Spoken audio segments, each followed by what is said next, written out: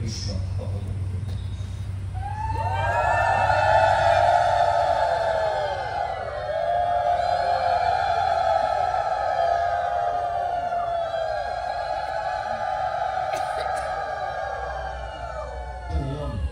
প্ৰভুসকল লঙ্কাত নহয় এইটো নিয়ম এইখন জেগাত আপোনাৰ যদি পৰাক্ৰম দেখে আপোনাৰ সংগে পংগে 11 মানুহ থাকিব আৰু আপোনাৰ দুৰ্দশা আৰম্ভ হওক মিটিং পাতাংকে সেইকেইটা গোটেই চাই লাগিব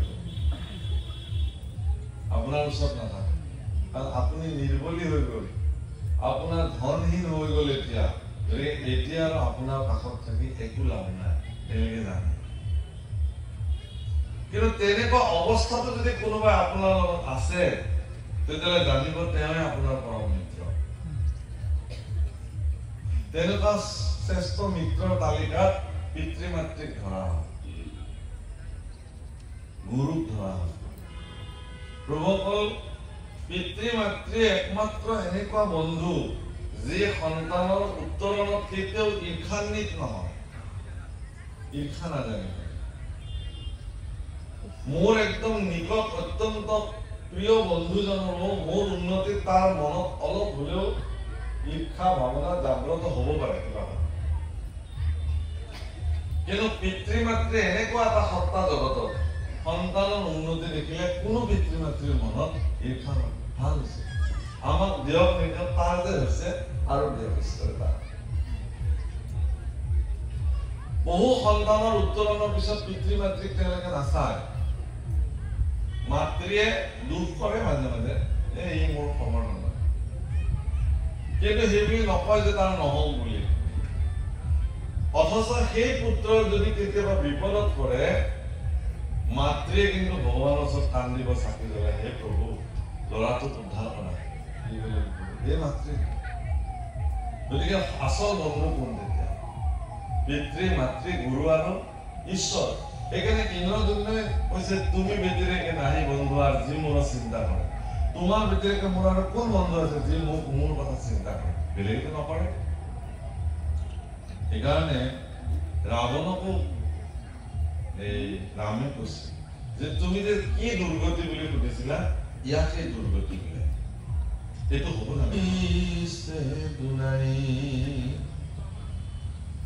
কপে কম্প মানকনো ফুপাই যেন সৰূপে দিলে কহামলা দুনাই দৈত্যে মহাদৰ্পে শৃংগ পাতি যায় যেন পৰ্বত সচল জাম্পে জাম্পে কাম্পই বসুমতী তলবল এনেকুৱা প্ৰচণ্ড যুদ্ধ কৃষ্ণ আৰু হৰিষ্ঠৰ মাজত আৰম্ভ হৈছে সমগ্ৰ পৃথিৱী কম্পমান হ'বলৈ আৰম্ভ হৈছে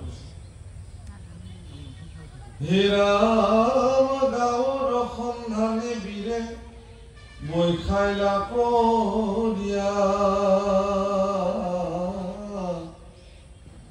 ধৰিলা শৃংগত তাৰ শ্ৰমে চাম্পদিয়া দুয়ে হাতে ধৰি দুই শৃংগক আতিল পাছে চান্দি দানৱক ভূমিত পাৰিল পকাই মুচলয় ঘাৰ ঘূৰয় সুৰৰ চিপতিতা বস্ত্ৰ যেন বলন্তনৰ ৰাম সাদিল ৰুধিৰ বীৰ মহাপীৰা পাই আচলৈ চাৰিও হৰি চকু উলটাই এরই বিস্তামূত্র কৃষ্ণে দেখি দিলা লিঙ্গ পাবে ভিড়ি উভারি ভৈলন্ত দুই শৃঙ্গ খুব শ্রম করে জাপ মারি হরিষ্ঠ অসুৰৰ শিং দুটা ধৰি মাটিত চিটকে পেলাই ললে লৈ প্ৰচণ্ড শক্তিৰে ভগৱানে ঘাৰখন মোচাৰি পেলালে আৰু প্ৰচণ্ড যন্ত্ৰণাত হৰিষ্ঠ অসুৰে মলমূত্ৰ ত্যাগ কৰি মৰিলে আৰু ভগৱান কৃষ্ণ লিংগ দিবলৈ দিলে চিঞৰ দিবলৈ দিলে যে আৰু এজন অসুৰ ভক্তসকলৰ জীৱনৰ পৰা নিষ্কৃত প্ৰভুসকল আমি যেনেকৈ বিপদৰ পৰা ৰক্ষা পৰিলে আমি আনন্দিত হওঁ মই আজি আপোনালোকক কওঁ, আপোনাক যদি ভগৱানে এটা বিপদৰ পৰা ৰক্ষা কৰে, আপোনাৰ যিমান আনন্দ তাতকৈ দুগুণ আনন্দ ভগৱানে লাভ কৰে। জানি থক কৌটি গুণ আনন্দ ভগৱানে লাভ কৰে যে মোৰ ভকত এজন আজি প্ৰচণ্ড বিপদৰ পৰা ৰক্ষা কৰে। ইমান ভাল পায় ভক্ত, ইমান ভক্ত বৎসল, শৰণাগত বৎসল। হেনু জনমতে বৎসৱ পালয়, তুমি সেই মতে ভকতক পালা। এটা বাছুৰি গাইৰ এটা পোৱালি কোলাত লৈ গুচি গলে, সি যদি নদীৰ মাজেৰে পাৰ হৈ যায়, দৰকাৰ হলে নদীৰ মাজেৰে সাঁতুৰি পাৰ হৈ যায়। জংঘল মংগল একো নিবিচাৰে, পোৱালি যিফালে যিফালে গৈছে সিফালে দৌৰি থাকিব। বৎসৰ প্ৰতি গাইগৰাকীৰ যেনে প্ৰেম, সেই একেই প্ৰেম ভগৱানৰ ভক্তক প্ৰয়োগ কৰিছে। আপোনালোকে নাভাবিব প্ৰভুসকল যে আপুনিহে কেৱল ভগৱানক স্মৰণ কৰি আছে, এনে নহয়। আপোনাৰ নিচিনা ভগৱানক স্মৰণ কৰা ভক্তসকলৰ প্ৰতি ভগৱানৰ দুগুণ প্ৰেম স্মৰণ আছে। আপোনালোকৰ হৃদয়তে তেওঁ নিবাস কৰি বহি আছে, আপুনি মইহে অনুভৱ কৰা নাই। মোৰ হৃদয়তে তেওঁ বহি আশা কৰি আছে যে কোনদিনা এইটো শৰীৰৰ ভিতৰত থকা মানুহটো জাগ্ৰত হব, কোনদিনা তেওঁ মোক চিনি পাব, কোনদিনা তেওঁ মোৰ গুণানুকীৰ্তন কৰিব, কোনদিনা তেওঁ মোকে সৰ্বশ্ৰেষ্ঠ বুলি মোৰ চৰণত সমৰ্পিত হ'ব। সেই দিনটোলৈকে আপোনাৰ ভিতৰত গৈ থকা ভগৱন্ত গুৰুক আশাৰে বাচ্ছা। কিন্তু আমিবিলাকে আমাৰ ভিতৰত গৈ থকা সেই ভগৱানজনক অৱজ্ঞা কৰি এই শৰীৰটোক কেৱল পোষণ কৰিবৰ নিমিত্তে এনেকুৱা অপকৰ্ম সংগঠিত কৰি থাকিলে গোটেই জীৱন, যে সেই সমস্ত অপকৰ্মৰ সাক্ষী স্বয়ং ভগৱান যে নিজ চকুৰে চাই আছে, এই কথা আমিবিলাকে অনুমান। মহাপুৰুষ মাধৱে লিখিছে, তুমি মোক ভান্দিবা, তোমাক মই ভান্দিম, 14 সাক্ষীক ভান্দিব কেনে পায়। আমি এটা বেয়া কাম কৰি পেলাই হয়তো মনেৰে সন্তুষ্টি লবো যে কোনেও নেদেখিলে, মই কামটো কৰিলোৱে, বেয়া কামটো কোনেও ইয়াক নেদেখিলে। তুমি হে প্ৰভু, কোনেও দেখিব নালাগে, দেখোঁতা যদি দেখিয়ে আছে। আপোনাৰ ভিতৰত যিজন আছে সেইজন এনেকুৱা চৈতন্য অৱস্থাত থাকে, আপুনি যেতিয়া বৈষয়িকভাৱে টোপনি যায় তেতিয়াও তেওঁ চেতন হৈ আপোনাক চাই। আপুনিতো অচেতন হৈ শুই আছে। সেইকাৰণে শুবৰ সময়ত প্ৰাৰ্থনা কৰিব লাগে, ব্ৰহ্মা আদি কৰি জীৱজত মায়া সজ্জা মজা আশ্ৰয় ঘুমতি যায়, তুমি হে চৈতন্য সনাতনৰ ৰাম ৰাম ৰাম, আমি আচেতন নিয়ত নাথযোৰা, পদ্মনাথ পদ্মনাথ পদ্মনাথ বুলি ভগৱানক স্মৰণ কৰি শয়ন কৰিব লাগে।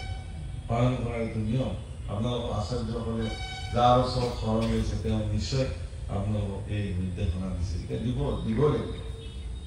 কাৰণ আপুনিতো এতিয়া মায়া নিদ্ৰাত টোপনি যাবই, সাৰ পায় নে নাপায়, নাপাবও পাৰে, কিন্তু সেই টোপনিয়ে শেষ টোপনি হৈ যাব পাৰে। কিন্তু ভগৱানক আপুনি সাক্ষী কৰি শুই থাকিলে। কিন্তু আজিকালি আমাৰ কি, আমাৰ কাক সাক্ষী কৰি শুৱে মানুহবিলাক? ব্ৰহ্মা আদি কৰি গাবলৈ মানুহৰ সময় আছে জানো? গাৰুত পৰি ললে আৰু বুজিছেনে কি এইটো? সেইটোৱে সাক্ষী। কাৰণ তাতে এলাৰ্মটো দি থৈ দিছে, কি জ্বলাই দিব। কেতিয়াবা এলাৰ্মৰ শব্দ শুনি নুশুনিব পাৰে আপুনি, ভিতৰৰ জন যদি জাগ্ৰত হৈ নাযায়, ভিতৰৰ জন চিৰদিনৰ কাৰণে শুই দিলে, এলাৰ্ম বাজি থাকক, আমি নাই। মানুহে আজিকালি আচৰিত পাওঁ মই যে ৰাতি শোৱাৰ পিছতো আন্ধাৰে মুন্ধাৰে বিচনাৰ লগত পোহৰ হৈ থাকে, চব মানুহে মোবাইলটোৰ লগত খেলি থাকে। ৰাতি শুবৰ সময়ত মই আপোনালোকক আজি কওঁ, যদি মগজুটোক ঠিকে ৰাখিব খুজিছে, সুস্থ হৈ, বিশেষকৈ আমাৰ ল'ৰা ছোৱালীবিলাকক কৈছো, মই জ্যেষ্ঠসকলক মই নকওঁ বাৰু, তেওঁলোকক কোৱাৰ মোৰ হেৰি নাই। মই আমাৰ উঠি অহা যিবিলাক ডেকা ল'ৰা ছোৱালী ইয়াত আছে চবকে কৈছো, মই এনেই কোৱা নাই। মোৰ দুগৰাকীমান বন্ধু আছে, তেওঁলোক মনস্তাত্ত্বিক চিকিৎসক, অৰ্থাৎ তেওঁলোকে চাইকলজিষ্ট, মানে চাইকেট্ৰিক মানে ব্ৰেইনৰ ওপৰত তেওঁলোকৰ বিশেষজ্ঞতা তেওঁলোকে কৈছে যে আজিৰ মানুহ অধিক মানসিক ৰোগী হোৱাৰ মূল কাৰণ হ'ল যে ৰাতি শুবৰ সময়ত মোবাইল চাই ফুৰে এই যে দুনিয়াৰ ৰিলবিলাক কিবাবিলাক চাই চাই চাই ৰাতি যে মগজুটোত বিভিন্ন বস্তু সোমাই ল'লে শুবৰ সময়ত আৰু মোবাইলটো কাষতে থৈ শুই দিলে সেই মোবাইলটোত প্ৰচণ্ড আল্ট্ৰাভায়োলেট ৰে যিটো আমাৰ ইথাৰৰ মাধ্যমেৰে আহি আছে সি আপোনাৰ মগজুত প্ৰচণ্ড পৰিমাণে ক্ৰীড়াশীল কৰি ৰাখে সেইকাৰণে মগজুৰ কেঞ্চাৰ আজিকালি মানুহৰ মানসিক বিকৃতি পৰিমাণ বাঢ়িছে সদায় শোৱা স্থানৰ পৰা পাৰিলে শোৱনি কোঠাটোত কোনো ধৰণৰ তেনেকুৱা ৰেডিয়েশ্যন ভাইব্ৰেট কৰিব পৰা ৰেডিয়েশ্যন ৰিচিভ কৰিব পৰা কোনো ধৰণৰ বস্তু ৰাখিব নালাগে বুলি কৈছে আমেৰিকাত এনেকুৱা এখন গাঁও নিৰ্মাণ হৈছে প্ৰভুসকল মানুহে এইখন চাবলৈ যায় আমাৰ ভাৰতবৰ্ষৰ মানুহ গ'লেও এইখন চাবলৈ যায় আমাৰ অলপতে আমাৰ এটা দল গৈছিলে তাত তেওঁলোকে সেইখন গাঁও চাইছে আৰু মোক তেওঁলোকে আহি কৈছে এতিয়া আমেৰিকাৰ সভ্য মানুহ এচামে এখন গাঁও সজাইছে সেই গাঁওখনত কোনো ইলেক্ট্ৰিচিটি নাই সেই গাঁওখনত কোনো মোবাইলৰ ব্যৱহাৰ নাই সেই গাঁওখনত আজিও মানুহে তাত এনেকুৱাকে তেওঁলোকে জীৱন নিৰ্বাহ কৰিবলৈ লৈছে সেই গাঁওখন যদি আপুনি চাবলৈ যায় তেতিয়াহ'লে সেই গাঁওখনৰ প্ৰৱেশ দুৱাৰতে আপুনি আপোনাৰ যিমান যান্ত্ৰিক বস্তু আছে চব থৈ যাব লাগিব তাত জমা কৰি যাব লাগিব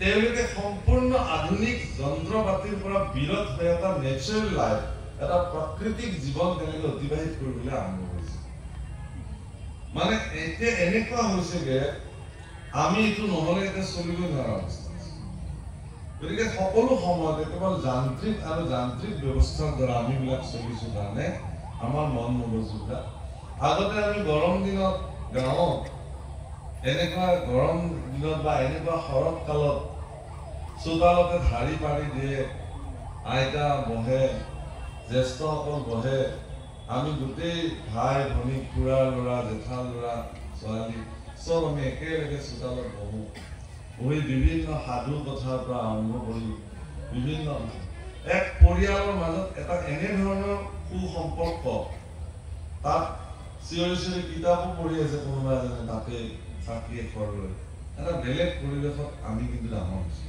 সেই দিন আমি গাঁৱত আমি প্ৰাপ্তি হৈছে আমাৰ জীৱনত কিন্তু এতিয়া আপুনি চাব যে ডাইনিং টেবুলত বাপেক মাক জীয়েক পুতেক চাৰিজন একেলগে বহিছে ভাত খাবলৈ আৰু চাৰিওজনে চাৰিখন বেলেগ দুনিয়াত আছে মানে একেখন টেবুলতে কিন্তু অন্ন লৈছে কোনেও কাৰোবাৰ সম্পৰ্ক অন্তঃকৰণে তাতে মোবাইল কেইটা আছে লাগে কোনোবা কাণত এয়াৰবডটো লৈ থৈ দিছে বা যেন কাৰো লগত কাৰো আত্মিক সম্পৰ্ক নাই যোনে যি খালত দিছে নাখাইছে যদি তাতে এৰি দিছে হাত ধুই গুচি গৈছে আগতেতো তেনেকুৱা নাছিল কোনোবা যদি নাখায় সেইটো কোনোবা আকৌ খোৱা মানুহ ওলাইছে তই নাখাওঁ যদি এইখিনি মোক দে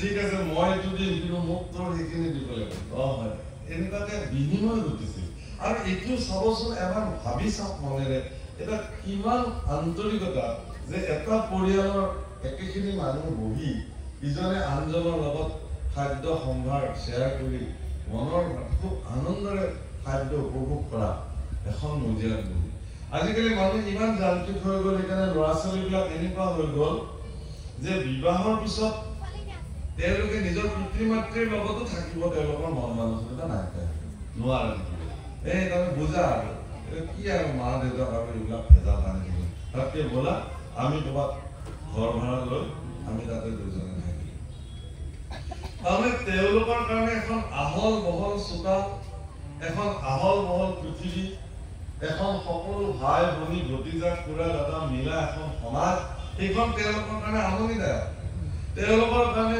মালিকৰ 7টা কথা শুনি ভাড়া ঘৰত 10 বাল্টিং পানীতকৈ বেছি ব্যৱহাৰ কৰিব নোৱাৰিব চেণ্ডেল কেইযোৰ আছে তাত হিচাপ কৰি মালিকে কথা কোৱা তেনেকুৱা কেং মেং কথা শুনিয়ে তেওঁলোকে এটা সৰু ৰুমত আবদ্ধ হৈ থাকিয়ে জীৱন তেওঁলোকে মানুহৰ ভাল লগা আছে এই ভাল তেওঁলোকৰ কাৰণে এইখন পৃথিৱীয়ে বহুত ভাল কাৰণ ইয়াত তেওঁলোক ইমান যান্ত্ৰিক আৰু তেওঁলোক দুজনৰ মাজতে এটা সময়ত হেৰি নোহোৱা হৈ যায় তেওঁ অফিচত গৈছে এওঁ অফিচত গৈছে দুজনে আহি অফিচৰ কথাতে মগ্ন হৈ গৈছে কিবা অকণমান ৰান্ধিছে যন্ত্ৰবোৰ দুজনে খাইছে তেওঁলোকৰ ল'ৰা ছোৱালীৰ একে অৱস্থা হৈছে যাৰ ফলত মানুহৰ অন্তৰৰ পৰা যিটো আত্মিক সম্পৰ্ক এই সম্পৰ্ক আজি আৰু লাহে লাহে লাহে ক্ষীণ ই কিন্তু ভয়ানক কথা হৈ গৈছে সেইকাৰণে হে প্ৰভুসকল আমিতো মানুহে দুদিনীয়া পৃথিৱীত কেইদিনৰ কাৰণে আহিছো কোনেও ক'ব নোৱাৰে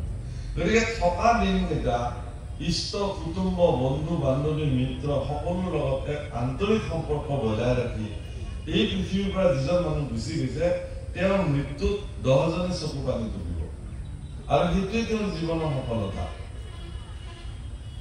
এনেকুৱা জীৱনৰ অৱস্থা ঘটিছে যে মৰিলেও মানুহ খবৰ নলয় এনেকুৱা অৱস্থা যি নহওক ভগৱান কৃষ্ণ তেওঁ এই আনন্দ লভিছে ৰিংগ পাৰিছে তেওঁ চিঞৰিছে কিহৰ কাৰণে যে আজি অৰিষ্ট অসুৰৰ প্ৰভাৱৰ পৰা মোৰ ভক্তসকলক মই নিষ্কৃতি দিম অৰ্থাৎ ভক্তসকলক আনন্দিত কৰিবৰ কাৰণে ভক্তসকলৰ আনন্দত নিজেও আনন্দিত হোৱা মোৰ ভগৱান কৃষ্ণ পুৰুষে আপোনাৰ ভিতৰতে বহি আছে প্ৰভু ৰাতিপুৱা শুই উঠিও আপুনি ভগৱানক আপোনাৰ মহাপুৰুষে লিখিছে বৰ ভিতৰত তেজৰে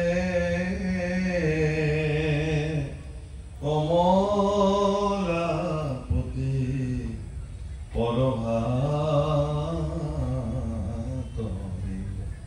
যশোদা কৃষ্ণক নিজৰ পুত্ৰক জগাইছিল যশোদাক জানিছিল নেকি যে এইজনে কমলাপতি কমলা মানে লক্ষ্মী লক্ষ্মীৰ প্ৰতি শ্ৰী মাধৱ এইজনে নেকি যশোদাই জানিছিল নেকি নাজানিছিল যশোদাই জনা হলেতো তেওঁ নাবান্ধিলে হয় নিকিলালে হয় উৰণত টানি টানি বান্ধিলেহেঁতেন নেকি নাজানে নাজানাৰ কাৰণে তেওঁক জনাবৰ কাৰণে ভগৱানে দুবাৰ গৰ্ভতে তেওঁ 14 ব্ৰহ্মাণ্ড যশোদাক দেখুৱাইছিল অলপ সময়ৰ কাৰণে বিচুতি খাই যায় যে মুখখন জপাই দিলে পুনঃ কৃষ্ণক দেখিলে আকৌ মায়াৰ প্ৰচণ্ড প্ৰভাৱত পৰি যশোদাই পাহৰি পেলাই যে জগতৰ ঈশ্বৰ স্বয়ং ভগৱান জগন্নাথ তেওঁৰ ঘৰত পুত্ৰ হিচাপে আছে এই কথা যশোদাই পাহৰি যায় প্ৰভুসকল যি যশোদাক মাতৃত্ব দি পেলাই ভগৱানে তেওঁৰ ঘৰত উমলি জামলি ডাঙৰ হৈছে সেই যশোদাই মায়াৰ প্ৰভাৱৰ পৰা মুক্ত হ'ব নোৱাৰিলে আৰু আপুনি মই কোনটো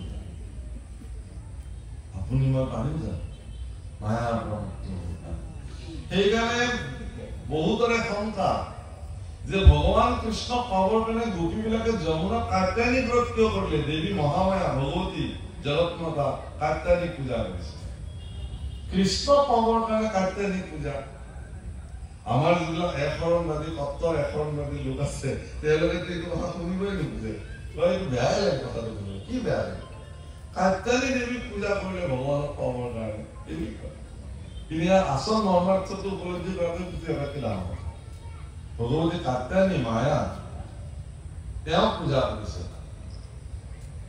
গোপীবিলাক প্ৰচণ্ড জ্ঞানী আছিল তেওঁ জানিছিল তেওঁলোকে যে আমি যিমানেই ভগৱানক নিবিচাৰো কিয় মায়াৰ প্ৰচণ্ড প্ৰভাৱে আমাক ভগৱানৰ লগত সন্মিলিত হ'ব মায়া ইমান সোনকালে নিদিয়ে কিন্তু মায়াৰ সেইটোৱে কাম কাৰণ মায়াক ভগৱানে পৃথিৱীত এইকাৰণেই ৰাখিছে যে পৰীক্ষালব্ধ দৃষ্টি অৰ্থাৎ এই মায়াক ভেদ কৰি পেলাই যিজনে মোৰ ওচৰত আহিব পাৰিব নিশ্চিত ৰূপে তেওঁ মোৰ ভক্ত গতিকে মায়াৰ ৰচনাক পৰিত্যাগ কৰা ইমান সহজ ও হৰি হৰি বাৰে বাৰে ভুঞ্জিলুনি কাৰ যুগলত গায় নহয় আমাৰ প্ৰাণ বন্ধু মায়াক নিবাৰী কৰা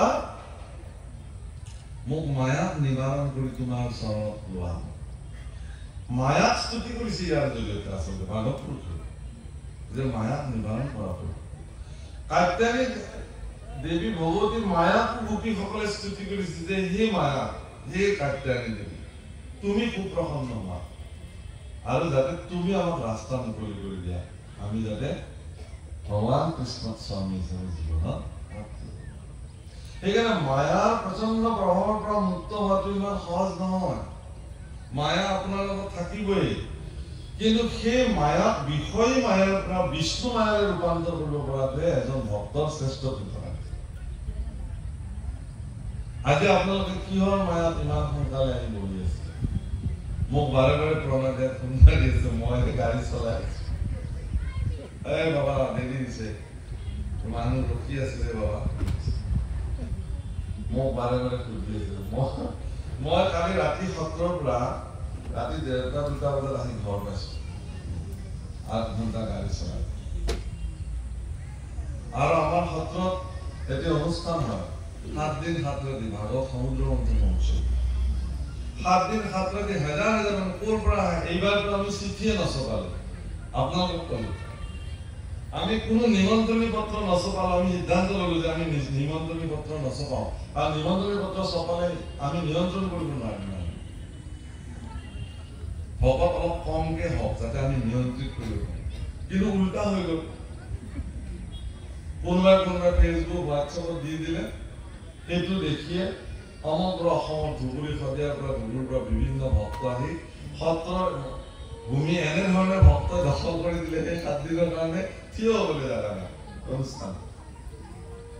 গতিকে হাজাৰ হাজাৰ ভক্তসকলৰ সেৱাত আনন্দ আমাৰ কাৰণে পৰম আনন্দ। সেই 7 দিন 7 ৰাতি 10 মিনিটতকৈ বেছি টোপনি মাৰিব পৰা আনন্দতে ভক্তৰ খুচি। তাৰপিছতো নিৰন্তৰ অনুষ্ঠান গাই গাই কালি যেতিয়া প্ৰায় 8 ঘণ্টা গাড়ী চলাই নিজে আহিছো, গা মানে একদম কৰি দিলো। তাতে আৰু ঘৰখন পাইছো অকণমান প্ৰব্লেম, তাৰ কাৰণে ময়ে মাৰ্জনা বিচাৰিছো। কমিটিৰ গাত দুখ নাই, দুখটো মই লৈছো সেইকাৰণে। কিন্তু তেখেতলোকে মোক কালিও ফোন কৰিছে বা আজি ৰাতিপুৱাও মোক ফোন কৰিছে। বাৰু যিয়ে নহওক, যে আপোনালোকে কিয় আহি আছে?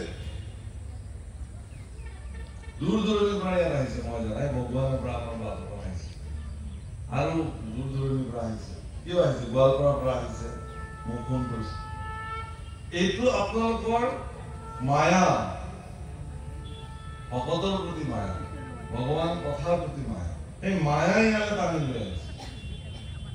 আৰু এনেকুৱা মায়াও আপোনাক কেতিয়াবা টানিব পাৰে যে অমুকত বোলে MLA আহিব, মিনিষ্টাৰ আহিব, কিবা বোলে দিব, সূতা কম্বল যি দিয়ে নহয় কিবা কিবি, তাতো মানুহ ভিৰ লাগি যায়। সিও এক প্ৰকাৰ মায়া, তাতো মানুহ ভিৰ লাগি যায়। গতিকে সেইটো বিষয় মায়া, আৰু ইয়াত একো নাপায় আপোনালোকে, বাস্তৱিকভাৱে একো নাপায়। বৰং নিজৰ গাড়ী ভাড়া গৈছে, সময় নষ্ট হৈছে।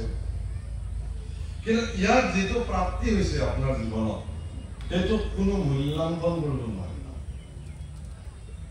আৰু সেইকাৰণে আপোনালোক সচেষ্ট ভক্তজন কাৰণে ভগৱন্তৰ কথাৰ প্ৰতি থকা প্ৰচণ্ড মায়াক নেওচিব নোৱাৰি ইয়াত আহিব। গতিকে আপোনাৰ মায়া থাকিবই আপোনাৰ জীৱনত, কিন্তু মায়াক আপুনি ডাইভাৰ্ট কৰিব পাৰিব লাগিব, সেইফালে নিব পাৰিব লাগিব। কোনফালে? ভগৱন্তৰ ফালে। সেইটো বিষ্ণু মায়া। ভগৱান আনন্দিত হৈ ভক্তক আনন্দিত কৰিবৰ কাৰণে ভগৱান স্বয়ং আহে। কিয়? অন্তৰ্যামী ৰূপে ভগৱান সকলোৰে ভিতৰত বিদ্যমান আছে। হে ৰাম ৰাম পেলাইলা হেম পচি পাছে চিত পৰিতান্ত দিলা কৃষ্ণে ব্ৰজৰ আনন্দ বঢ়াই ডাক ধামিল অসুৰগত চোত মৰ পাই উঠিলা শাস্তম হুয়া অৰিষ্টে দুনাই আৰ দিলে কৰাম শৃংগ পাতি যায় যেন পৰ্বত ফচল জাম্পে জাম্পে বসুমতী কাম্পই তলবল গাঁৱৰ সন্ধানে বীৰে বৈ খাইলা পৰিয়া ধৰিলা শৃংগত তাৰ শ্ৰমে চাম্পদিয়া দুই হাতে ধৰি দুই শৃংগ আতিল পাৱে চান্দি দানৱক ভূমিত পাৰিল পকাই মুচৰন্ত ধাৰ ঘূৰ অসুৰৰ চিপৈ তিতা বস্ত্ৰ যেন বলৱন্তনৰ সাদিৰ ৰুধিৰ বীৰ মহাপীৰা পাই ও আচৰ চাৰিও ভৰি চকু লতাই এৰৈ বিষ্ঠামূত্ৰ কৃষ্ণে দেখি দিলা লিংগ পাৱৈ ভিৰি উভাৰি লৈ লন্ত দুই শৃংগ শিং দুটা উভাৰি উভাৰি পেলাই আমাৰ দেৱেশ শব্দ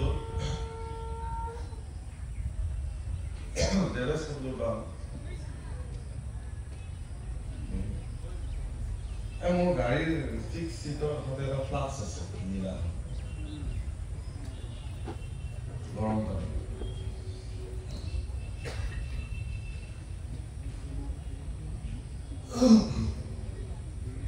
ভগৱানে আনন্দতে ৰিংগ পায় হেৰাম দিলন্ত কবে কটাৰ মাথাত মাধৱ যমপুৰ গৈলা মৰি অৰিষ্ট দানৱ মৃত্যু হ'ল কৃষ্ণ পুৰুষে যেতিয়া অসুৰ নিধন কৰে মই দুৰ্নৈত এটা কথা কৈছো যেতিয়া ভগৱন্ত পুৰুষৰ হাতত অসুৰ নিধন হয় তেতিয়া সকলোৱে উৰুলি ধুনীয়া বাৰ কৰিব লাগে কৃষ্ণ সকলোৱে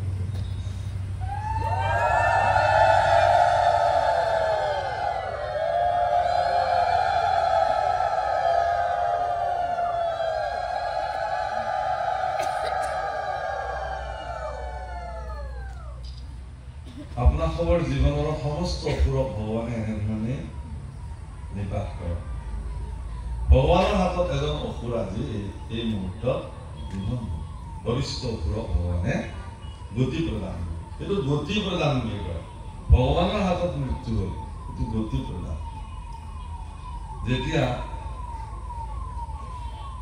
আপোনাৰ এদিন ৰাম ৰাৱণৰ যুদ্ধত এজন তৰুণ বীৰ তেওঁ প্ৰচণ্ড শক্তিৰে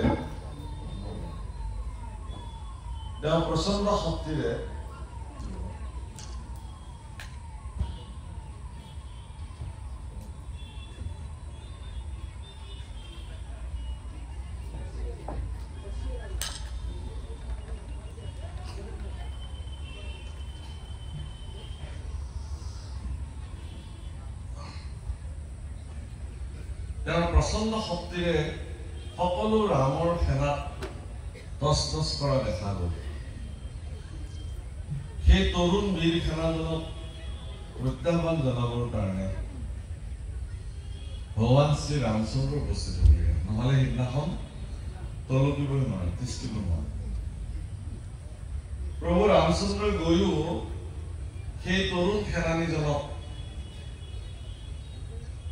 দেখিছে যে বৰ কঠোৰ তেওঁক পৰাস্ত কৰা গতিকে তেওঁক নিধন কৰাৰ যিটো কৌশল সেইটো বিভীষণে আহি ৰামচন্দ্ৰৰ আগত কাণে কাণে কৈ যে এই অসুৰজনক এনেকৈহে নিধন কৰিলে আৰু সেই ধৰণে ৰামচন্দ্ৰই তেওঁক নিধন কৰিলে নিধন মানে সেই অসুৰৰ ডিঙিটো কাটি পেলালে মুণ্ড ছেদন কৰিলে চিহ্ন মুণ্ডটো বুকুত লৈ বিভীষণে খুব কান্দি গ'ল প্ৰভু ৰামচন্দ্ৰৰ বুজিবলৈ বাকী নহ'ল সুধিলে যে কোন এওঁ ক'লে বোলে এজন মোৰে পুত্ৰ প্ৰভু কৈছে তুমি আগতে কিয় নকলা বোলে ক'বলগীয়া নাই প্ৰভু এক নম্বৰতে তেওঁ ৰাৱণৰ পক্ষ লৈছে অন্যায়ৰ পক্ষ লৈছে সেইকাৰণে তেওঁ নিধন হোৱাটো নিশ্চিত হ'বই লাগিব তেওঁ যদি মোৰ পক্ষ ল'লেহেঁতেন মইতো আহ্বান জনাইছিলো মোৰ স্বামী মোৰ পত্নী মোৰ পুত্ৰ মোৰ মাতৃ মই সকলোকে কৈছিলো যে মই এতিয়া প্ৰভু ৰামৰ ওচৰত সমৰ্পিত হ'বলৈ গৈ আছো যদি তোমালোকে ইচ্ছা কৰা মোৰ লগত যাব পাৰে ৰাৱণৰ মাতৃ বিভীষণৰ মাতৃয়ে কৈছিল যে মই ৰাজমাতা মই কেনেকে ৰাজ্য এৰি যাম পত্নীয়ে কৈছিল যে মই তোমাৰ পত্নী বিভীষণৰে পত্নী মানে কি পৰম প্ৰতাপী লংকেশ্বৰ ৰাৱণৰ কনিষ্ঠ ভ্ৰাতা বিভীষণৰ পত্নী এজন পলৰীয়া বিভীষণৰ পত্নী মই ন ৰাজ্য এৰি দেশ এৰি বিদেশী হোৱা এজন ব্যক্তিৰ মই পত্নী নহয় যদি তুমি যোৱা মই নাযাওঁ মই ৰাজ্য এৰি কলৈকো নাযাওঁ মোৰ সন্তান নাযায় গতিকে এওঁলোকে তোমাৰ চৰণত আশ্ৰিত হ'বৰ কাৰণে আপত্তি কৰিলে গতিকে তেওঁৰ ঈশ্বৰৰ হাতত ঈশ্বৰৰ বিৰুদ্ধে যোৱাসকলৰ এইটো গতি হ'বই লাগিব ই নিশ্চিত যিয়ে নহওক তাতকে ভাল লগা কথাটো কৈছে বিভীষণে যে প্ৰভু মোৰ সন্তান ইয়াৰ বীৰ গতি প্ৰাপ্ত হ'ল তাকো আপোনাৰ হাতত যিজন ঈশ্বৰৰ হাতত নিধন হ'ল তেওঁতো গতি প্ৰাপ্ত হ'লেই মোৰ জীৱনত গতি প্ৰাপ্ত হয় নে নহয় মই নাজানো কিন্তু মোৰ পুত্ৰৰ যে গতি প্ৰাপ্তি হ'ল মই এই কথাটো নিশ্চিত গতিকে এনেকুৱা এটা সুযোগ ক'ত পাওঁ গতিকে সেই সুযোগৰ পৰা মই এটা বঞ্চিত ভাৱসকল ভগৱন্তৰ প্ৰতি সমৰ্পিত ভক্তসকলৰ এইটো এটা সৰ্বোত্তম চেতনা নিজৰ পতি পুত্ৰ পত্নী সকলোবিলাক একেলগে ভগৱানৰ ওচৰত সমৰ্পিত হ'ব পৰা টানো যদি কোনোবাই নহয় বেলেগ কথা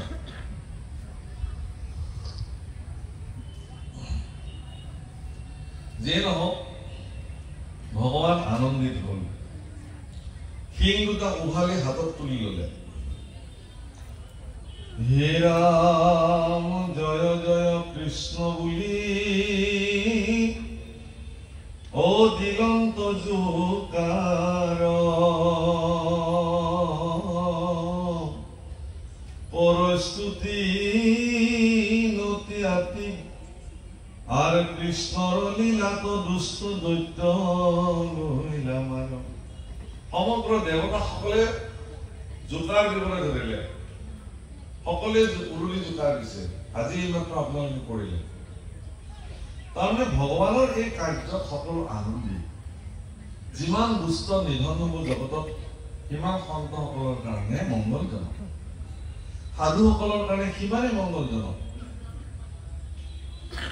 হে ৰাম পৰস্তুতি নতি আতি বজায় দুভি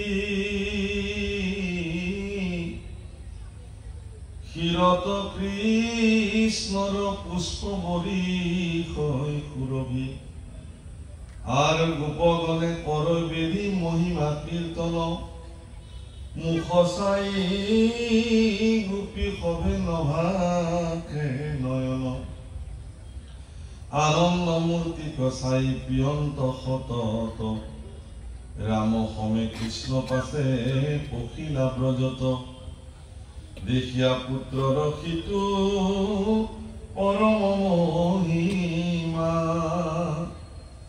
নন্দ যশোদার আনন্দর নাই সীমা এই মতে অরিষ্ট কবধি দামোদর থাকিলা উৎসৱ আতি বঢ়াই গোকুলৰ হাত অনন্তৰে কথা শুনি অহৰিষি কংসৰ পাশ লাগি গৈলা দেৱঋষি পুত্ৰৰ এনে কৃতকাৰ্যতাত নন্দ যশোদা আনন্দিত বাপসকল পুত্ৰ কন্যাৰ কৃতকাৰ্যতাত কোন পিতৃ আছে যি আনন্দিত নহয় সকলো পিতৃ মাতৃয়ে সন্তানৰ কৃতকাৰ্যতাত আনন্দিত সন্তানৰ অপকৰ্মত পিতৃ মাতৃসকল দুখী হয়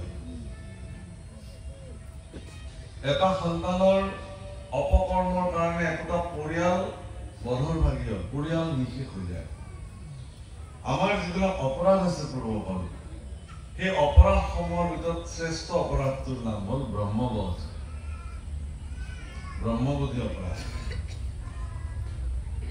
ব্ৰহ্মবধী কোন আছিল অজামিল আছিল কেনেকে ব্ৰহ্মবধী হল তেওঁ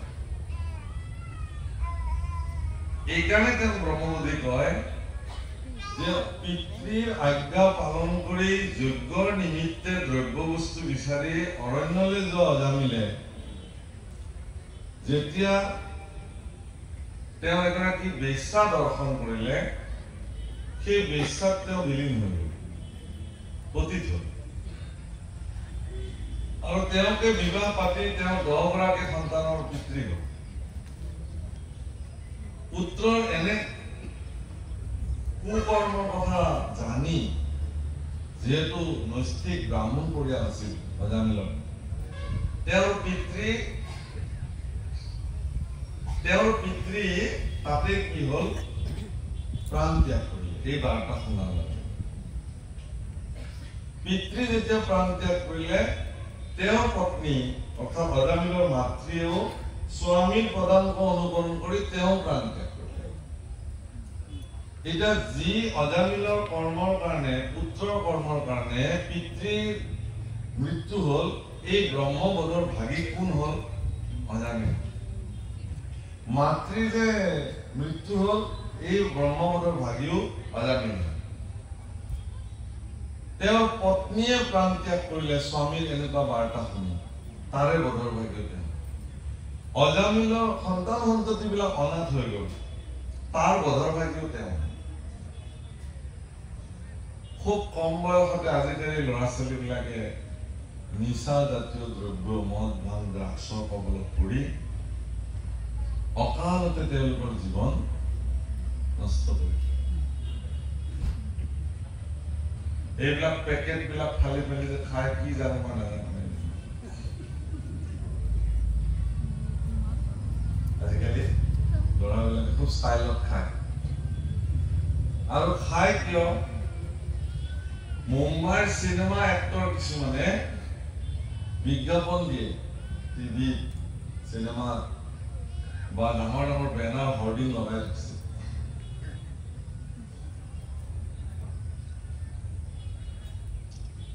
আচ্ছা, সেই চিনেমা এক্টৰ বিলাকৰ শৰীৰ বিলাক চাবচোন। সেইবিলাকৰ যিবিলাকে সেই পেকেট বিলাক খোৱা এডভাৰটাইজ দিয়ে, সেই মানুহ বিলাকৰ শৰীৰ বিলাক বহুত ধুনীয়া। আৰু সিহঁতক দেখি যিবিলাকে ইয়াতে আমাৰ ল'ৰাবিলাকে খায়, সেই ল'ৰাবিলাকৰ স্বাস্থ্যবিলাক চাব লাগে। তাৰমানে সিহঁতে মিছা কথা কৈছে, সিহঁতে নাখায়, আপোনাক খুৱাইছে জোৰ জবৰদস্তি। যিবিলাক এক্টৰে সেই পেকেট নিচা জাতীয় দ্ৰব্যৰ বিজ্ঞাপন দিছে, আপুনি ভাবে নেকি সিহঁতে খাই বুলি? এইবিলাক খোৱা দূৰৰ কথা, ভৰিৰেও নোচোৱে এইবিলাক। সিহঁতে ইমান স্বাস্থ্য সচেতন এইবিলাক মানুহ, সিহঁতে ডক্টৰৰ মতে আজি দিনটোত কি খাব, কেতিয়া খাব, সেইবোৰ নিৰ্দেশত চলে। নিয়মিত ব্ৰহ্ম মুহূৰ্তৰ আগত উঠি তেওঁলোকে শৰীৰ চৰ্চা কৰিব, ব্যায়াম কৰিব, এক্সাৰচাইজ কৰিব। কি খাদ্য খালে তেওঁলোকৰ শৰীৰবিলাক উঠাম হৈ থাকিব, সবল হৈ থাকিব, পৰিশ্ৰমী হৈ থাকিব, সেইবিলাক কৰে তেওঁলোকে। আৰু আমাৰ মহাপুৰুষ কেইটাই 11টা বজাত শুই উঠিব, মাকে গালি ঘৰতে উঠিয়ে বিচনাৰ তলত পেকেটটো বিচাৰিব, আছে নে? এক পেকেট খালেহে দিনটো আৰম্ভ। এই ল'ৰাবিলাকৰ কি কল্যাণ? সিহঁতৰ কিবা মংগল একো নহয়। মদ খাব, ড্ৰাগছ খাব, সোনকালে মৰিব। সোনকালে মৰিলে পত্নী বিধৱা হ'ব, পত্নী বিধৱা হ'লে ল'ৰা ছোৱালীকেইটা অনাথ হ'ব। বাপেক মাকে পুত্ৰৰ এনেকুৱা মৃত্যুত তেওঁলোকো ম্ৰিয়মান হ'ব। এইবিলাকৰ বধৰ ভাগি তেওঁ নহ'বনে? সেইকাৰণে খুব সাৱধান। মই সেইকাৰণে আমাৰ ল'ৰা ছোৱালীবিলাকক এই কথা কওঁ, খুব কওঁ আজিকালি। পাঠৰ মাজত এইটোৱেই মই ক'বলৈ আৰম্ভ কৰিছোঁ যে যেতিয়ালৈকে আমি আমাৰ ল'ৰা ছোৱালীবিলাকক বা ল'ৰা ছোৱালীবিলাক নিজেই যদি তেওঁলোকে নিচাৰ পৰা মুক্ত নহয়, সমাজ আমাৰ কেতিয়াও ভাল নহয়। অশান্তি জড়িত সমাজ আমি পাওঁ। পৰিয়ালবিলাকত অশান্তি কৰিছে, পত্নী পুত্ৰ সমন্বিতে সকলোৱে অশান্তিত ভুগিছে। কাৰণ নিচা খোৱা মানুহ এটাৰ লগত কোন সন্তান সন্ততি ভালকে থাকিব? পিতৃৰ গধূলি দেউতাক যেতিয়া ঘৰলৈ আহিব, সন্তানবিলাক আনন্দিত হৈ থাকেতো দেউতাকৰ এবাৰ সংস্পৰ্শ পাবৰ কাৰণে। গতিকে যি সন্তানে আপোনালৈ বাট চাই আছে, আপুনি কি ভাবে যাব লাগিব সন্তানৰ ওচৰলৈ গধূলি? কিমান সচেষ্ট হৈ যাব লাগিব? আপুনি ধলং বলংকে আহিছে, সন্তানে আৰু কি সেও শিকিব, আপোনাৰ সন্তানো সেয়ে হ'ব।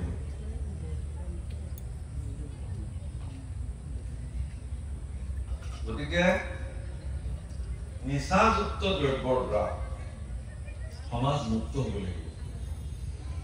এইবিলাক চিনেমা এক্টৰৰ বিজ্ঞাপন দেখি পেলাই ষ্টাইল মাৰি পেকেট খোৱা ল'ৰাকেইটা ই জীৱনত উন্নতি কৰিব নোৱাৰে। আজিয়ে বাদ দিয়ক, আজিয়ে ইয়াৰ পৰা মুক্ত হওক, তাৰ পৰা একো লাভ নহয়।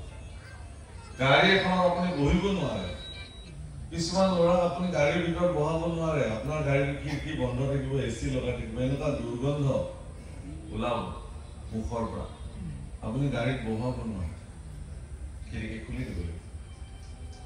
কিহৰ যিটো দ্ৰব্যই আপোনাৰ শৰীৰত নিত্য ক্ষতি কৰিছে, মন মগজুত তাৰ ভয়ানক ক্ৰীড়া আৰম্ভ হৈছে, নিত্য দুৰ্বল হবলৈ আৰম্ভ কৰিছে, এনেকুৱা কাৰ্যত ল'ৰা ছোৱালীক ভাল পথেৰে কেতিয়াও নিদিয়ে। তেওঁলোকে নিজক সবল আৰু সচেষ্ট কৰি ৰাখিবৰ কাৰণে ইয়াৰ পৰা তেওঁলোক মুক্ত হবই লাগিব। আৰু যিয়ে নহওক, সন্তান সন্ততিৰ এনেকুৱা অপকৰ্মৰ কাৰণে পিতৃ মাতৃবিলাকৰ অকাল মৃত্যু হয়। জীয়াব লাগিছিল যদি কিছুদিন বেছি দিন, পিতৃ মাতৃ নিজিয়ায় সন্তানৰ এনেকুৱা দুষ্কাৰ্য দেখি। সন্তানৰ সৎক্ৰিয়াই পিতৃ মাতৃক বহুকাল জীৱিত ৰাখি সন্তুষ্টিৰে জীয়াই ৰাখিবৰ কাৰণে প্ৰেৰণা দিয়ে। কিন্তু সন্তানৰ দুষ্কাৰ্যৰ কাৰণে পিতৃ মাতৃ সোনকালে আমাক আৰু ভগৱান লৈ যোৱা আৰু এইবিলাক চাই থাকিবলৈ মন নাই। এইটো অৱস্থা। যি নহওক, ইয়াৰ পিছত কি ঘটনা হৈছে কবৰ কাৰণে ভাগৱতে কৈছে যে ইতিমধ্যে কংসৰ ওচৰলৈকে দেৱঋষি নাৰদৰ প্ৰৱেশ ঘটিছে। ইয়াত কি ঘটিছে এই সম্পৰ্কে কব। কৃষ্ণৰ নিচিনা সন্তান, যাৰ শ্ৰেষ্ঠ কৰ্মত নন্দ যশোদা অত্যন্ত আনন্দিত হৈ থাকে, এটা আদৰ্শ। হীৰা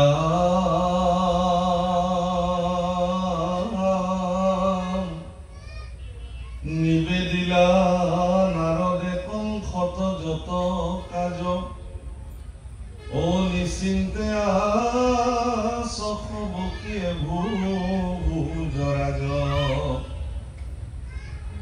আৰ বাহন্ত ব্ৰজত কৃষ্ণ তুৰ চিন্তি মাৰ, ও আফালিলে কন্যা জিতু জিউ যশোদাৰ।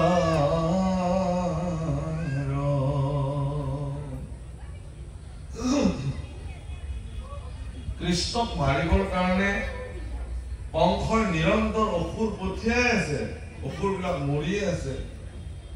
তাৰ পিছতো দেৱৰ্ষি নাৰদে গৈ কংসক কলে কি বুলি, তুমি নিশ্চিন্তে বহি আছা ভোজৰাজ কংস,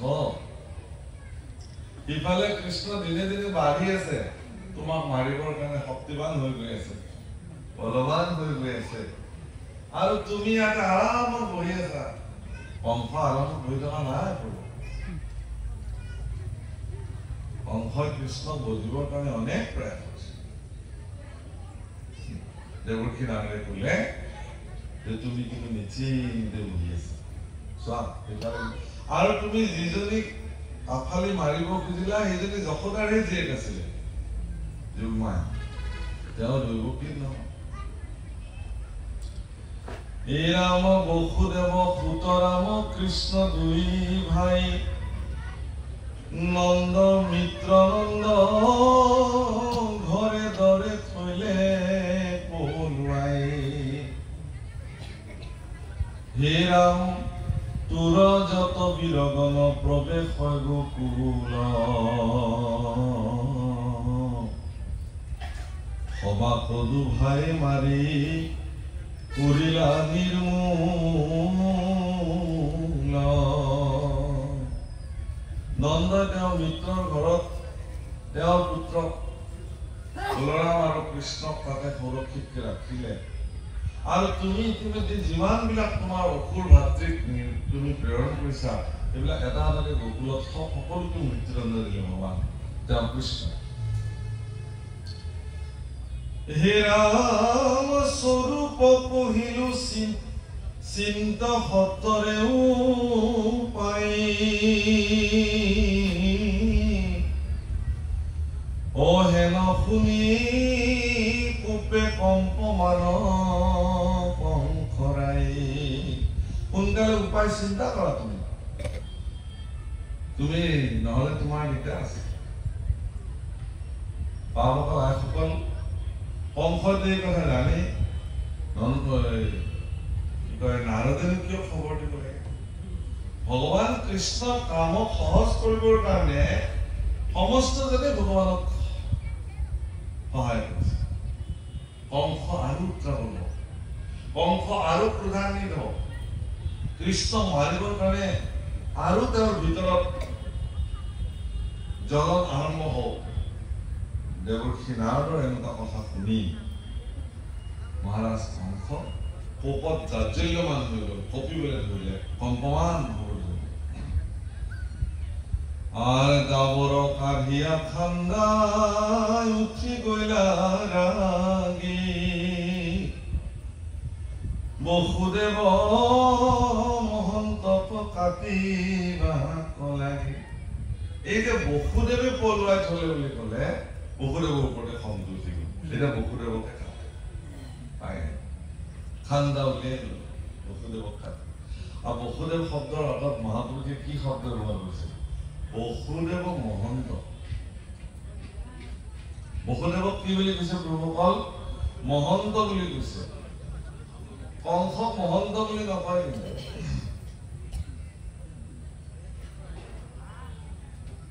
বসুদেৱ সন্ত বসুদেৱ মহন্ত মহন্ত সকলৰ জীৱনত যিসমূহ কাৰ্যৰ দ্বাৰা এজন ব্যক্তি মহন্তত্বক সমাজত প্ৰকাশিত কৰে তাৰ সমস্ত গুণৰ দ্বাৰা বসুদেৱ সুমন্দিত আছে সেইকাৰণে তেওঁ মহন্ত ওলাইছে ধীৰ স্থিৰ স্থিতপ্ৰজ্ঞ বিচলিত নোহোৱাকে বিপদত বিচলিত নোহোৱাকে থকা অৱস্থা যেতিয়া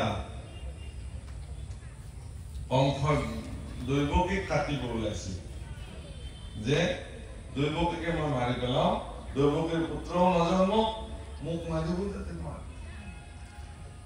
এনেকুৱা এটা অৱস্থাটো কিন্তু বসুদেৱে নিজৰ স্থিৰ আৰু স্থিতপ্ৰজ্ঞতা বৰ্তাই ৰাখি তেওঁ কেনেকে তেওঁৰ সদ্য বিবাহিত পত্নী দৈৱকীক তেওঁ নিষ্ঠাৰ কৰিব লাগিব তাৰে কাৰণে তেওঁ চিন্তা কৰিছে আৰু সেইকাৰণে কৈছে যে হে মহাৰাজ তোমাৰ কৃতিত্ব তোমাৰ যশস্যা সমস্ত পৃথিৱী বিদিত তোমাৰ এই পৰাক্ৰমী হাতেৰে এই খান্দাখনেৰে কিমান বীৰ পুৰুষক তুমি মুণ্ড ছেদন কৰিছা তাৰ কোনো লেখ নাই যদি আজি এই খান্দাখনেৰে তুমি এগৰাকী নিৰস্ত্ৰ মহিলা তাতে আৰু তোমাৰ ভগ্নী তুমি যদি তেওঁক বধ কৰা তেতিয়া ইমান দিনে এই খান্দাখনত যিমান বীৰ পুৰুষৰ মৃত্যু হৈ তোমাৰ যি যশস্যা আৰু কৃতিত্বৰ গাথা সমস্ত বীৰ পুৰুষবিলাকে গাইছিল সেইবিলাক ধূলিসাৎ হৈ গৈছে গতিকে তুমি তোমাৰ যশস্যা আৰু কৃতিত্বক ম্লান কৰিব নালাগে তোমাৰ যশস্যা আৰু কৃতিত্বক তুমি প্ৰৱৰ্তাই ৰাখা এতেকে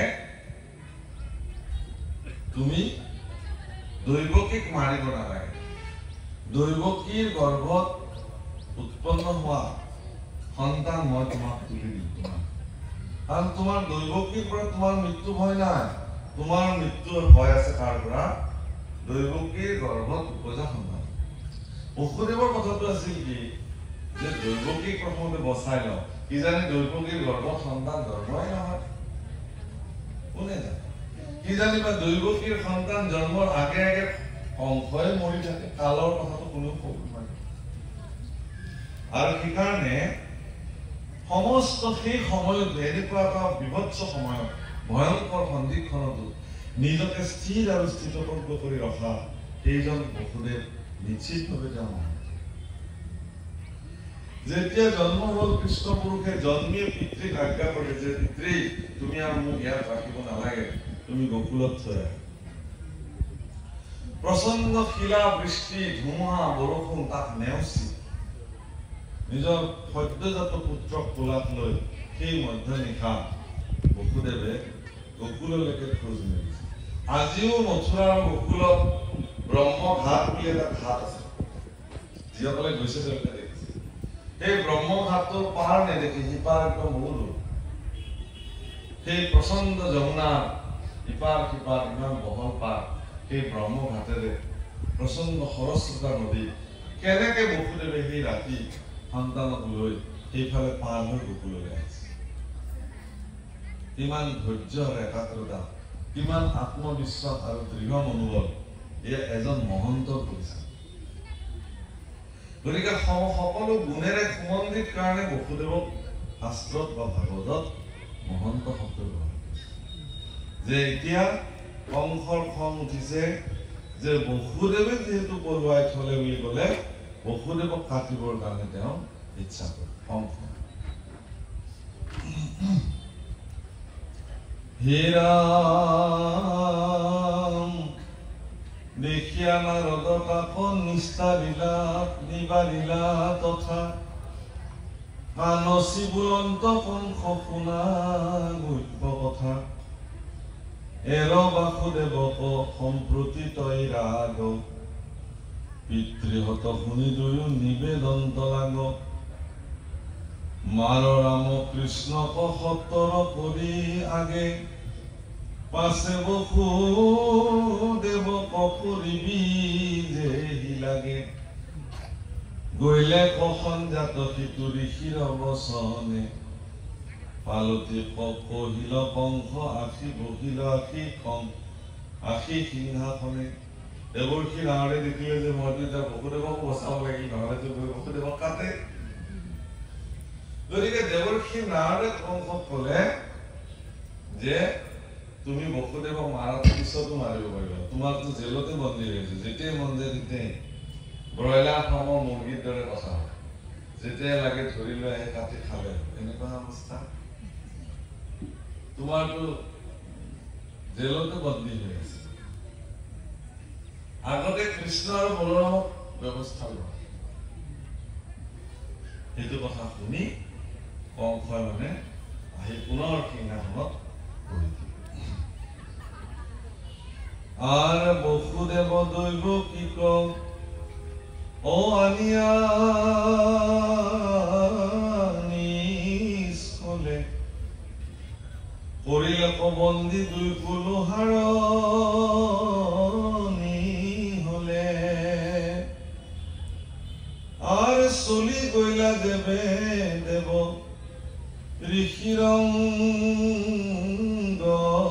মনে ও কেশিক আদেশ কংসে মধুর বচনে আর চল গোকুলক বাপ সাধ প্ৰতিকাৰ মোৰ প্ৰাণ বৈৰী ৰাম মাধৱ কমাৰ।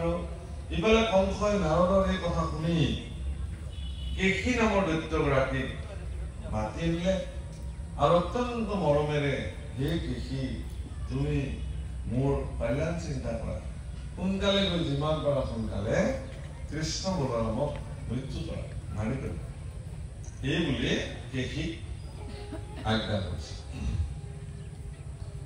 আর কেশিক পাঞ্চিয়া পাছে কংস মহামানী চানুর মুষ্টিক শল্য তুল্য তুষল্লক আনি হাথিয়ার অম্বস্ত্রটো নিয়োজিল কাজ শুনায় অশান্তৰ কথা দানৱ সমাজ। নন্দ গোকুলত বসুদেৱ সুত দুই আশ্ৰয় ৰাম কৃষ্ণ নামে মূৰ মৃত্যু হুই ৰংগ মধ্যে ঐকে আশী ফুৰিবেক ক্ৰীড়ি দুইকো দুই মালে মাৰি বাহা বান্ধি ভিৰি ৰংগশালা বেৰি চাংগ সাজা শাৰী শাৰী তাতে চলি যা চাওক যুদ্ধ যত নৰ নাৰী অম্বস্ত্ৰ কবলে দাৰতে থাকা চুম্পি ৰামকৃষ্ণ আসন্তে মাৰিবি হস্তি চুম্পি চতুৰ্দশী তিথিত পাতিও ধনুৰ জাগ কৰা শিৱ পূজা কাত অসংখ্যাত চাগ চলিলা অসুৰ হব হেন আজ্ঞা পাই পাছে অক্ৰূৰক কংসে আনিলে মতাই। ইতিমধ্যে যদিও কেশীক তেওঁ পঠিয়ালে কংসই, কিন্তু তেওঁৰ নিজৰ ওপৰতে বিশ্বাস নাই। এই কেশীক পঠিয়ালোহে, কেশীৰ ওপৰত বাচি কৰি যাবতো মাৰিব। সেইকাৰণে সমস্ত দৈত্যসকলক মাতি আনি কংসই নিৰ্দেশনা দিলে যে তুমি এটা কাম কৰা, তোমালোকে অস্ত্ৰ শস্ত্ৰ ৰেডি কৰা। মাল মল্ল যোদ্ধাবিলাকক কৈছে তোমালোকৰ ৰেডি হোৱা। কৃষ্ণক খুব কৌশলেৰে মাতি আনিব লাগিব ৰামকৃষ্ণ। আৰু ইয়াতে ৰংগশালাত ইফালে সিফালে ঘূৰি ফুৰোতে তৎক্ষণাত মাল যোদ্ধাবিলাকে ধৰি মোচাৰি দুটাকে মাৰি পেলালে। অম্বস্তক ক'লে যে তুমি সেই সুবলয় নামৰ হস্তীটোক লগত লৈ দুৱাৰ মুখতে চুপি থাকিবা আৰু কৃষ্ণ বলৰাম অহাৰ লগে লগে হাতীৰে খুচি হানি মাৰি পেলাবা। কিমানক মাৰা কথা কৈছে, খালি মাৰিব লাগে কৃষ্ণ। প্ৰভুসকল কংস শব্দৰ অৰ্থটোৱে হ'ল সংস্কৃতত কংস মানে মদিৰাৰ পাত্ৰ, মদ থোৱা পাত্ৰ। মদ মানে অহংকাৰ, অহংকাৰৰ পাত্ৰ। যিটো শৰীৰ অহংকাৰী, ভগৱান কৃষ্ণকো তেওঁ মাৰিবৰ কাৰণে কুণ্ঠাবোধ নকৰে, এইটোৱেই কংস। তেওঁ কৃষ্ণৰ শৰীৰ। আপোনাৰ শৰীৰটো অমৃত পাত্ৰ হওক, মদৰ পাত্ৰ হ'ব নালাগে, অহংকাৰৰ পাত্ৰ হ'ব নালাগে। আপোনাৰ শৰীৰ দয়াৰ পাত্ৰ হওক, কৰোণাৰ পাত্ৰ হওক, কল্যাণীয় পাত্ৰ হওক, সকলোৰে প্ৰতি সৰ্বদা কল্যাণী দৃষ্টি ৰাখক। যিজন ভক্তই ভগৱানক পূজন কৰোঁতে সৰ্বদা সৰ্বে ভৱন্তু সুখিনঃ সৰ্বে সন্তু নিৰাময়া সৰ্বে ভদ্ৰাণি পশ্যন্তু মা কশ্চিৎ দুঃখভাগ ভৱেৎ। ওম শান্তি শান্তি শান্তি। সকলোৰে ভাল হওক, সকলোৰে মংগল হওক, সকলোৱে সকলৰ শুভ দৰ্শন কৰক। এই দৃষ্টিভংগীৰে যিসকলে ভগৱানক সৰ্বদা স্তুতি কৰে, সেইজনৰ স্তুতিয়ে ভগৱানে স্বীকাৰ কৰে।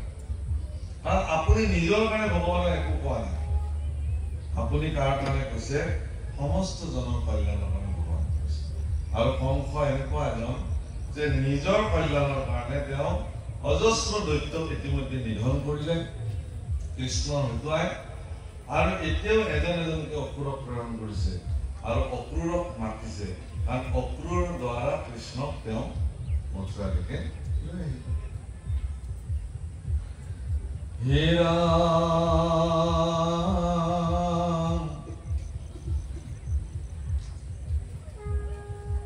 হাথিয়াৰাম নন্দ গোকুলত বসুদেৱ পুতি দুই কৃষ্ণ। আর হাতত ধরিয়া হাতে বলে বারম্বার তুমি দান পতি মিত্র পরম আমার। হেরাম ইটু ভুজ বিষ বৃংশি বংশে খুঁজি নপাও ঠাই তুমি হেন হিতকারী আওর মূৰ নাই। আপোনালোকে এটা কথা মন কৰিছেনে যে কংসৰ দৰে ক্ৰূৰ অক্ৰূৰে, অসুৰ যি অত্যন্ত ক্ৰোধী, কাকো ভালকে কথা নকয়, কেৱল ক্ৰোধ আৰু খঙেৰে কথা কোৱা কংসইও কিন্তু নিজৰ স্বাৰ্থ সিদ্ধিৰ কাৰণে ইমান বিনম্ৰতাৰে কথা কৈছে। তাৰমানে এইবিলাক অসুৰবিলাকৰ স্বভাৱ। আসুৰিক চৰিত্ৰৰ মানুহে নিজৰ স্বাৰ্থৰ কাৰণে খুব মিহি মিহিকে মানুহ কথা কৈ পেলাই কাম কৰাব পাৰে, নিজৰ স্বাৰ্থ। কংস এইটো উদাহৰণ। অক্ৰূৰক কৈছে যে তোমাৰ নিচিনা মিত্ৰ আৰু মোৰ কোন আছে জগতত, এইহে মথুৰাক মই খুঁজি নাপাওঁ, মথুৰাৰ ভূমিত তোমাৰ নিচিনা মিত্ৰক মই বিচাৰি নাপাওঁ, তুমি মোৰ পৰম হিতকাৰী, উপকাৰী। গতিকে তুমি চলে বলে কৌশলে যেনেকে পাৰা তেনেকে তুমি কৃষ্ণ আৰু বলৰামক মথুৰালৈ মুঠতে লৈ আহা। প্ৰভুসকল যদি তেওঁ কৃষ্ণ আৰু বলৰামক পূজন কৰিবৰ কাৰণে মাতিলেহেঁতেন তেতিয়া কথাটো বেলেগ আছে, যে আমি পূজা কৰিম কৃষ্ণ বলৰামক। কিন্তু আনিছে কিহৰ কাৰণে মতা? মৃত্যুদণ্ড মাৰি। অক্ৰূৰক, অক্ৰূৰ কৃষ্ণৰ খুৰা এটা সম্বন্ধ। গতিকে অক্ৰূৰক মাতি বাৰম্বাৰ তেওঁ হাতত ধৰি কংসই বাৰে বাৰে তেওঁ প্ৰাৰ্থনা কৰিছে আর যেন ইন্দ্র বিষ্ণু আশ্রয় ভুঞ্জে রাজ তুমি তেনে সহায় মুহুর খাধা কাজ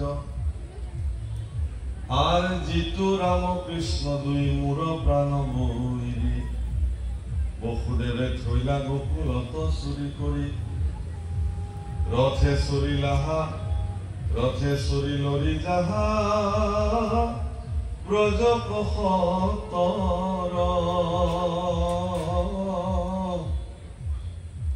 ও বুলি মাতি আনা সেই ৰাম দামোদৰ ৰাম লগতে আশোক নন্দ আদি উপজত যেনবা কৰিব কহু তোমাৰ আগত আনিলাহা যেবে ৰাম কৃষ্ণ কহাংকাৰী ও মরাই বুহ স্থির হাতে দুই হাঙ্ক আসারি তাত যেবে এরাই আঁকি পখে রঙ্গ খালে বান্ধবীরি মারিবে বজ্র সমমালে বসুদেব আদিতা যত তার বন্ধু আছে পিতৃ উগ্র সেনক কাটিব তাত পাছে উপায় শত্রু কবধি সাধি নিজ কাজ তেবে সে ভুঞ্জিব মিত্র অকন্ত কারাজ একদম পরিকল্পনাটো কৈ দিছে যোৱা ৰাস্তাতে হাতীৰ দ্বাৰা মাৰিম তাতেও যদি কিবাকে বাচি যায় এবাৰ ৰংগশালত প্ৰৱেশ কৰিব মাল যোদ্ধা আৰু ৰংগশালত থকা প্ৰচণ্ড মাল যোদ্ধাবিলাকে বান চিঙি গৈ তেওঁলোকক ধৰি মুচৰি মাৰিব আৰু কৃষ্ণ বলৰামৰ মৃত্যুৰ পিছত নন্দ বসুদেৱ দৈৱকী মোৰ পিতৃ উগ্ৰসেন এনেকুৱা যিমানবিলাক কৃষ্ণৰ মিত্ৰ আছে চবকে এটা এটাকে মই কাটো তাৰপিছত মই নিষ্কণ্টক ৰাজ্যত মই ৰজা হিচাপে জগতত অৰ্থাৎ ৰজা হওয়াৰ বাসনা নিষ্কণ্টকভাবে পৃথিবীত জীয়াই থকাৰ বাসনা কিন্তু এইটো ঠিক নিশ্চিন্তভাৱে নিষ্কণ্টকভাৱে পৃথিবীত জীয়াই থকাৰ অধিকাৰ সেইজনৰ যিজনে তেওঁৰ জীৱনটোক ভগৱান কৃষ্ণক সমৰ্পণ কৰিব লাগিছে কৃষ্ণক সমৰ্পণ নকৰি কৃষ্ণৰ পৰা মৃত্যুৰ হাত সাৰিব পৰা ব্যৱস্থাটো আচলতে অসম্ভৱ কথা যিটো কথা আজি প্ৰতিপন্ন হৈছে হে ৰাম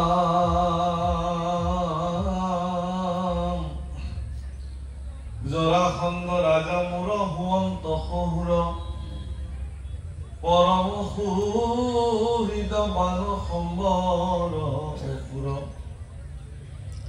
কৃষক সহায় বিপক্ষ কৰি ক্ষয় কৰি তেবেকে ভুঞ্জিব অকন্তকা বসুন্ধৰি জৰাসন্ধ মোৰ শহুৰ বান মোৰ পৰম নিকটাত্মীয় এইবিলাকৰ সহায়ত মই কৃষ্ণ প্ৰমুখে কৃষ্ণৰ যিমান সবান্ধৱ পৰিকৰ আছে সকলোকে মই প্ৰভুসকল বানটো আমাৰ অসমৰে উষাৰ পিতৃ তাৰমানে আমাৰ অসমৰ ৰজাৰ একদম কংসৰ লগতো ৰিলেশ্যন আছিলে আমি বিলাক তেতিয়ালে অসুৰৰে বংশধৰ সেইকাৰণে ভগৱানক পূজা কৰিবলৈ আমাৰ দিগদাৰ বহুত ক'ব লাগে ভগৱানক পুজিবলৈ কাৰণ ভিতৰত থকা অসুৰত্বটো চাগে আমাক ভগৱানক পুজিবলৈ বাকীবিলাকতো দেখা নাপাওঁ মই ইমান হস্তখাদ্য ভগৱানক পূজন কৰে আমিতো নকৰোঁৱে তেনে বৃন্দাবনত এইবাৰ আমি গৈ আচৰিত হৈ গ'লো যোৱাবাৰ যে কিছুমান মানুহে গোবৰ্ধন পৰিক্ৰমা কৰিছে দণ্ডবোধ প্ৰণিপাত কৰি কিমান বছৰ লাগিব নাজানে দণ্ডবোধ প্ৰণিপাত কৰিছে শিল এটা থৈছে আকৌ তাতে দণ্ডবোধ প্ৰণিপাত কৰিছে শিলটো আকৌ আগত থৈছে কিছুমানেতো 100টা শিল লৈছে 100বাৰ এঠাইতে দণ্ডবোধ কৰিছে এটা এটা শিল আগত থৈছে কিছুমানে 1008বাৰ দণ্ডবোধ কৰিছে তেওঁবা আকৌ জীৱনত কিমান বছৰ লাগিব মই কিবা আৰু আমি গলো ই ৰিক্সা এখনত বহি লৈ আমি মানে গোবৰ্ধন কৰি খাই আমাৰ অৱস্থা গোবৰ্ধন পৰীক্ষা মানুহে খালী ভৰিৰে পদব্ৰজে সমগ্ৰ 84 কোষ ব্ৰজমণ্ডল তেওঁলোকে কি কৰিছে পৰিক্ৰমা কৰিছে এইকাৰণে যে ব্ৰজৰ প্ৰতিখিনি ভূমি বিশুদ্ধ ব্ৰজৰ প্ৰতিডাল দুবৰিবনৰ সৌভাগ্য যে ভগৱানৰ সংস্পৰ্শ পাইছে ব্ৰজৰ প্ৰত্যেকটো শিল গোবৰ্ধনৰ প্ৰত্যেকডাল বৃক্ষ ভগৱানৰ সংস্পৰ্শত লালাই কিমান ভাগ্য তাক দৰ্শন কৰিবৰ কাৰণে ভগৱানৰ কৃপা পাত্ৰ হোৱা প্ৰত্যেকটো অস্তিত্ব হৃদয়ঙ্গম কৰিবৰ কাৰণে ভক্তসকল তালৈকে যায় নিধিবনৰ প্ৰত্যেকডাল বৃন্দাক চাবৰ কাৰণে প্ৰত্যেকডাল তুলসীক চাবৰ কাৰণে তেওঁলোক মানুহ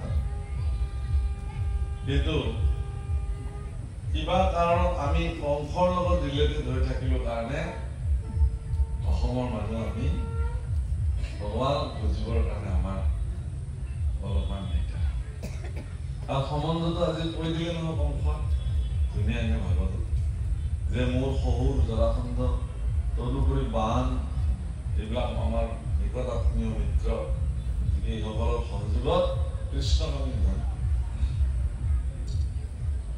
হে ৰাম দেৱে হে ভুঞ্জিব অকল হেন জানি মিত্ৰ তুমি চলিও সকালে আনদুইকো ধনুৰ জাগ দেখি বাৰ চলে ধনুৰ যজ্ঞ কৰিব তাৰ কাৰণে অনেক ছাগলী বলি দিব আসুৰিক প্ৰকৃতিৰে ভগৱানক স্তুতি কৰিব কিবৰ স্তুতি আৰু সেইকাৰণে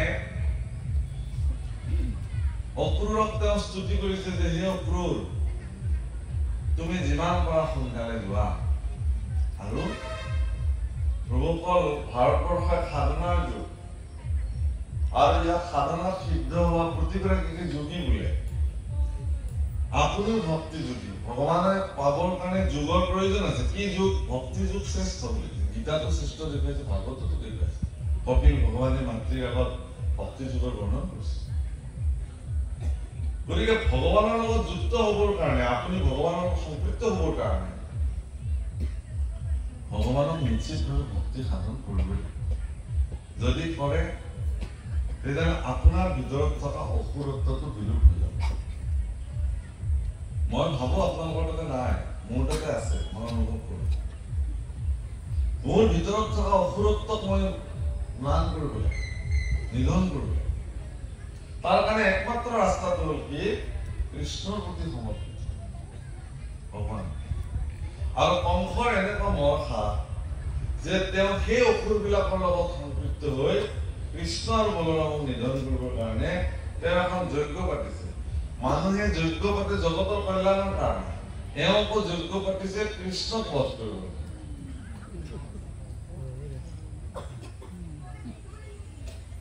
আপোনাৰ বৃত্তাসুৰে স্বৰ্গ যেতিয়া দখল কৰিলে তেতিয়া সকলো দেৱতা পলাই পত্ৰ আনিলে ভয়তে কোন ক'ত থাকিল চাওক ইন্দ্ৰ গৈ পেলাই ব্ৰহ্ম সৰোবৰৰ পদুম ফুলৰ ঠাৰিত মৃণালৰ ভিতৰত তেওঁ সোমাইছে তাত আত্মগোপন বৃত্তাসুৰে দেখিছে যে ইন্দ্ৰকটো বিচাৰি নাপাওঁ আৰু ইন্দ্ৰক বিচাৰি নাপালেতো মোৰ স্বৰ্গৰ ৰজা হোৱাটো দিগদাৰ ইন্দ্ৰক মই বধ কৰিবই গুৰু শুক্ৰাচাৰ্যৰ লগত তেওঁ আলোচনা কৰিলে যে ইন্দ্ৰক নিধন কৰে বোলে যজ্ঞ কৰিব লাগিব ইন্দ্ৰ নিধন যজ্ঞ পূৰ্ণাহুতি দিবৰ সময়ত তেওঁ ক'ব লাগে ইন্দ্ৰ শত্ৰু বধস্য স্বাহা বুলি ক'ব লাগে তেওঁ মুখেৰে ওলালে ইন্দ্ৰস্য শত্ৰু বধস্য স্বাহা দি দিলা অকণমান মাত্ৰ গণ্ডগোল ইন্দ্ৰ শত্ৰু হ'ব লাগিছিল যে মোৰ ইন্দ্ৰ শত্ৰু বধ হৈ যাব য'ত আছে ইন্দ্ৰ বধ হৈ যাব কিন্তু তেওঁ কি বুলি ক'লে ইন্দ্ৰস্য শত্ৰু মানে ইন্দ্ৰৰ শত্ৰু বধ ইন্দ্ৰৰ শত্ৰুটো সেই সময়ত তেওঁ কিয় ডাঙৰ শত্ৰু আছে যে ইন্দ্ৰ বধ কৰিবৰ কাৰণে তেওঁ যজ্ঞ সম্পাদন কৰিছে সেইকাৰণে তেওঁৰ মৃত্যু বাপসকল সেইখিনি সময়ত নৃত্যাসুৰৰ জিভাত ভগৱানে এনেকুৱা শক্তি প্ৰয়োগ কৰিলে তেওঁ নিজে নিজে মন্ত্ৰটো ভূমিতে উচ্চাৰিত কৰে। ভগৱানে যদি কাৰোবাক নিধন কৰিম বুলি ভাবে বিভিন্ন ব্যৱস্থা প্ৰক্ৰিয়াৰ দ্বাৰা তেওঁ এই অনুষ্ঠান সম্পাদিত কৰে। হে ৰাম কহিলো তোমাত মিত্ৰ মোৰ যেন হিয়া ই কাৰ্য সাধা দেৱে প্ৰাণ দান দিয়া বুলিলা অক্ৰূৰে পাছে কংস ৰাজ্য চাই চিন্তি আছ মহাৰাজ উচিত উপায়। অক্ৰূৰে কংসৰ প্ৰতি চাই ডাঙৰ কথা এটা ক'লে, হে মহাৰাজ তুমি কিন্তু উত্তম উপায় বিচাৰ কৰিছা। তাৰমানে চবেই জানে সন্তবিলাকে যে যেন তেন প্ৰকাৰে কৃষ্ণ সোনকালে কংসৰ কাষ পাব লাগে, মানে কংসইও এইটো বিচাৰি আছে আৰু সন্তবিলাকেও সেইটো বিচাৰি আছে। কংসৰ অনুচৰ বিলাকৰ কথা হ'ল কি যে যিদিনাখনে কৃষ্ণ আৰু কংস মুখামুখি হব সেইদিনাখনে কৃষ্ণ নিধন হব। আৰু সন্তবিলাকৰ ভক্তবিলাকৰ কথাটো হ'ল কি যিদিনাখনে কৃষ্ণ আৰু কংস মুখামুখি হব সেইদিনাখনে পৃথিৱীৰ পৰম দুৰাচাৰী অসুৰ কংস নিধন হব। আৰু আমি সন্তবিলাক চিৰদিনৰ কাৰণে সুৰক্ষিত। সেইকাৰণে সন্ত অক্ৰূৰ কাৰণে অক্ৰূৰে কৈছে যে হে মহাৰাজ এইটো কিন্তু তুমি উত্তম উপায় চিন্তা কৰিবা। কাৰণ ইমান দিনে তুমি অসুৰবিলাককে তালৈকে প্ৰেৰণ কৰি আছিলা, আজি যে স্বয়ং মৃত্যুক মানে তেওঁৰ মনৰ ভাৱনা জগতৰ কাল জগতৰ মৃত্যু কৃষ্ণক যে তুমি কাষলৈ মাতিবলৈ সিদ্ধান্ত ললা এইটো পৰম শ্ৰেষ্ঠ সিদ্ধান্ত। হে ৰাম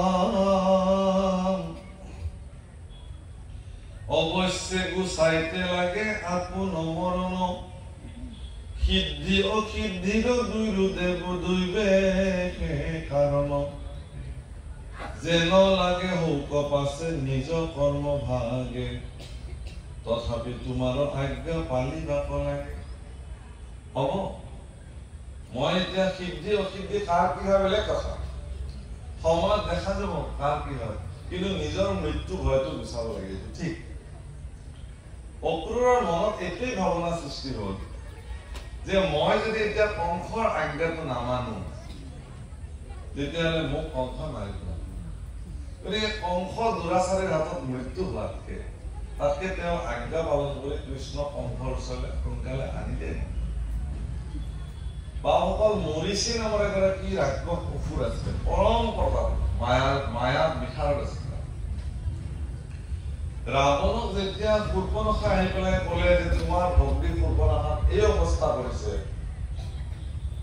ৰাম আৰু লক্ষ্মণ বোলা দুটা মনুষ্য, ৰাৱণে সুধিছিল শূৰ্পণখাক যে কিয় কৰিলে তোমাক সেইটো কাম? তেওঁলোকে বোলে তেওঁলোকৰ পত্নীগৰাকী বহুত ধুনীয়া, ৰামৰ পত্নী অত্যন্ত সুন্দৰী।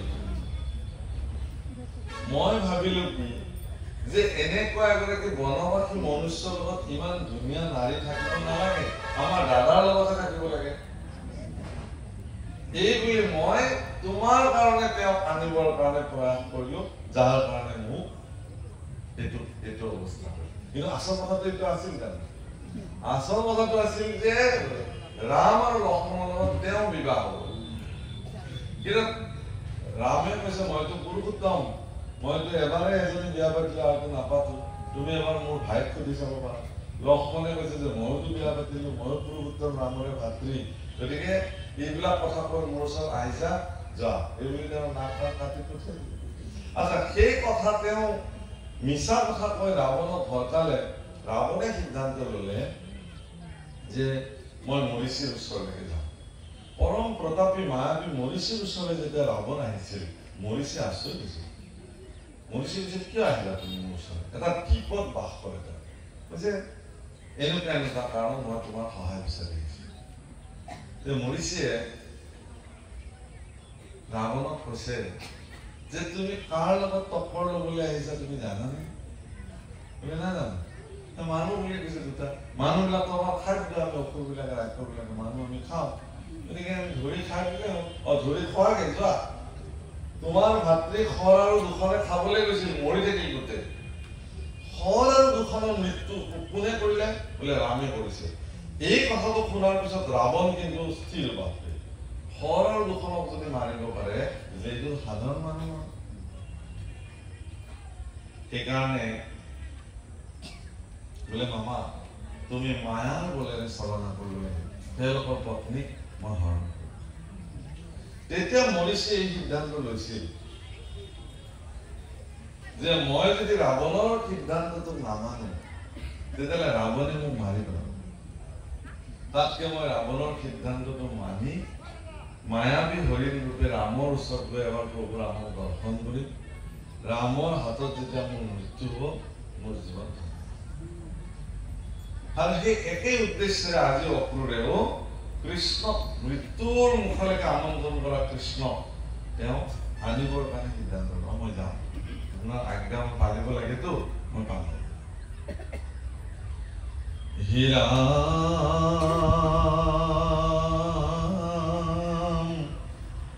এই বুলি অক্ৰূৰ থাকিলা মৌন হোৱা গৃহত পখিলা কংস সভা বিসৰ্জিয়া ৰাম নিজ মন্দিৰত পাছে আখিলায় ক্ৰূৰে বঞ্চিলন্ত তৈতে সিটো ৰাত্ৰি মধুপুৰে ৰাম কৃষ্ণৰ চৰিত্ৰ সবে শুনা সাৱধানে নেৰিবা ভকতি যাৱে প্ৰাণ থাকে মানে আৰু কংসই ইতিমধ্যে সভা সমাপ্তি কৰিলে অক্ৰূৰে কংসৰ আজ্ঞা লৈ আহি মধুপুৰৰ পৰা অৰ্থাৎ ৰাতিটো মধুপুৰতে থাকিলে আৰু পিছদিনাখন তেওঁ অক্ৰূৰেৰে যাত্ৰা কৰিব এইলৈ তেওঁ সিদ্ধান্ত তেওঁৰ মন ভাবিয়া কৃষ্ণক দেখাব তেওঁ ঘটি যায় আৰু তাতকৈ ডাঙৰ কথা কি সকলোৱে জানে যে তেওঁ ত্ৰাণকৰ্তা হিচাপে জগতলৈ আহিছে কংসৰ দৰে অসুৰসমূহক বিনাশ কৰিছে বিনাশ কৰিবৰ কাৰণে তেওঁ আহিছে ইতিমধ্যে অনেক অসুৰ তেওঁ নিধন কৰিছে পৃথিৱীৰ ভাৰ তেওঁ হৰণ কৰিছে গতিকে সাধুসকলক পৰিত্ৰাণ দুষ্টক বিনাশ ধৰ্মৰ পুনঃ সংস্থাপনৰ অৰ্থে আমাৰ ভগৱান কৃষ্ণ নন্দ যশোদাৰ ঘৰতনো কেনেকে পালি থৈছে সকলোৱে কৈ আছে দেখিবলৈ হেনো অতি সুন্দৰ ইমান সুন্দৰ ভগৱানক তেওঁ এবাৰ দেখিব এই আনন্দেৰে অক্ৰূৰে ৰাতিটো যাপন কৰিলে আৰু পিছদিনা তেওঁ যাত্ৰা কৰিব প্ৰভুসকল অকণমান উপদেশ দিছে আৰু এই উপদেশখিনি গাই আমি আমাৰ আজিৰ অনুষ্ঠান বিৰাম দিম ইয়াত কৈছে কৃষ্ণৰ চৰিত্ৰ সবে শুনা সাৱধানে নেৰিবা ভকতি যাৱে প্ৰাণ থাকে মানে কৃষ্ণৰ ভকতি সেইকাৰণে এৰিব নালাগে যেতিয়ালৈকে প্ৰাণ থাকে প্ৰভুসকল প্ৰাণ কেতিয়ালৈকে থাকিব যেতিয়ালৈকে ভগৱানে ইচ্ছা কৰিব ভগৱানে ইচ্ছা নকৰিলে প্ৰাণো নাথাকে